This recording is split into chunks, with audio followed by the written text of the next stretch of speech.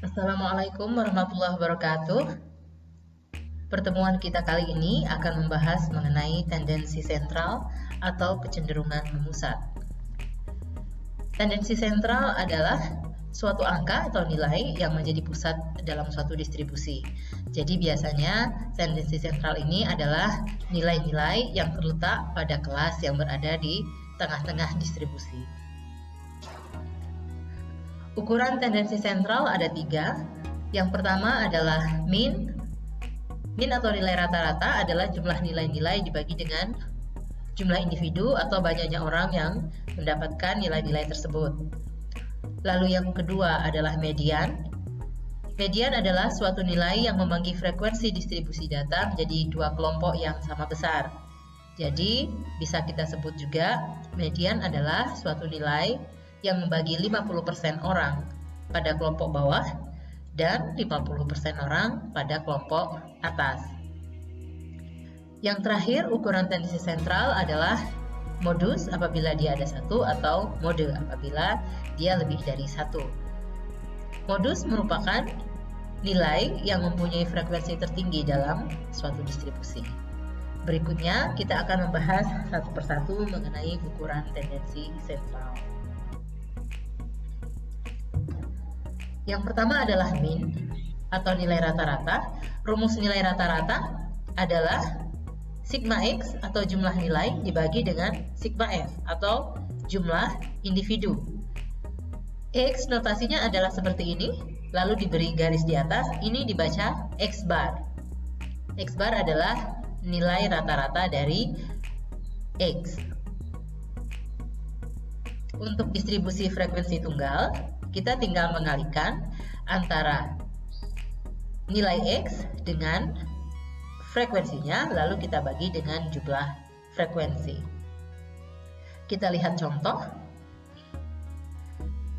Ini adalah tabel dari hasil pelemparan dadu yang sudah kita bahas di pertemuan sebelumnya.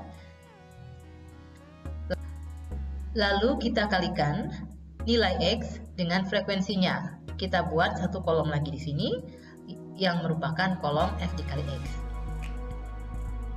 Misalnya untuk yang pertama, 6 dikali 3 sama dengan 18, 5 dikali 7 sama dengan 35, dan seterusnya sampai yang terakhir. Lalu kita jumlahkan sigma Fx, 18 ditambah 35 ditambah 16 ditambah 12 dan seterusnya, nilainya 90, sementara sigma F sama dengan 24. Sehingga apabila dimasukkan ke dalam rumus, nilai rata-ratanya adalah 90 dibagi 24 menjadi 3,75. 3,75 apabila Anda lihat pada distribusi ini, berarti dia berada pada kelas yang 4. Ya, jadi 3,75 apabila kita bulatkan dia akan menjadi 4, berada di tengah-tengah distribusi.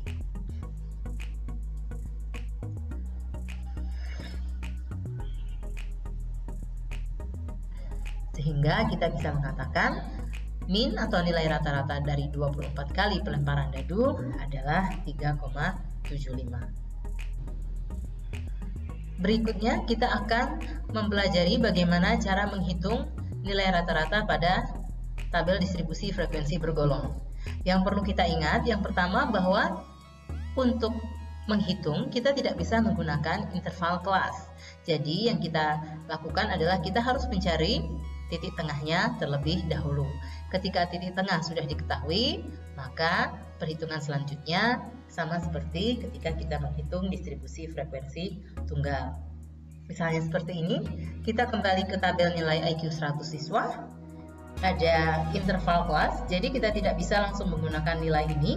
Ini frekuensinya. Kita sudah mempelajari cara mencari titik tengah, ya. Jadi kita cari titik tengahnya. Apabila Anda nanti bertemu dengan soal itu biasanya hanya diberikan interval kelas dengan frekuensi, jadi belum diberikan nilai X, sehingga Anda harus mencari dulu nilai X-nya. Lalu kita kalikan, kita mendapatkan nilai Fx. Masukkan ke dalam rumus seperti langkah sebelumnya pada distribusi frekuensi tunggal. Jadi didapatkan nilai rata-rata dari IQ 100 siswa adalah 97,02. Apabila kita cari, angka 97,02 itu berada di dalam kelas yang mana? Kalau kita lihat berarti dia berada di kelas ke-6 ya, yang posisinya itu relatif berada di tengah-tengah distribusi.